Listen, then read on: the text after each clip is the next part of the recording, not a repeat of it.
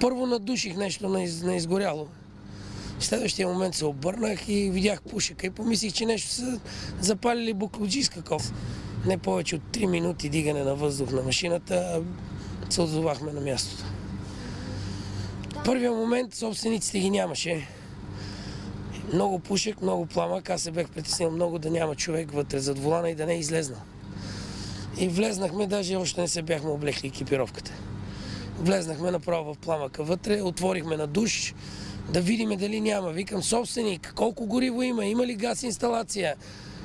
И няма. Те жените избягали на 50 метра и после разбрахме, че е дизелова колата, няма газова инсталация и вече по-смело започнахме да работиме. Циркови артисти гасиха горяща кола в Русе.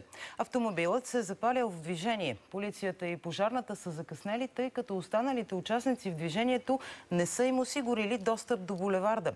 Инцидентът е станал в 8 сутринта, когато е най-натовареният трафик. Лекият автомобил, в който са пътували шофьорката и 74-годишната й майка, е започнал да пуши. Двете жени са успели да излязат преди колата да пламне. Първи на помощ са се притекли цирковите артисти от цирк Балкански, който е разпънат наблизо. Те са успели да изгасят пламъците с техника на цирка. Колата е изгоряла напълно, но за щастие пострадали няма.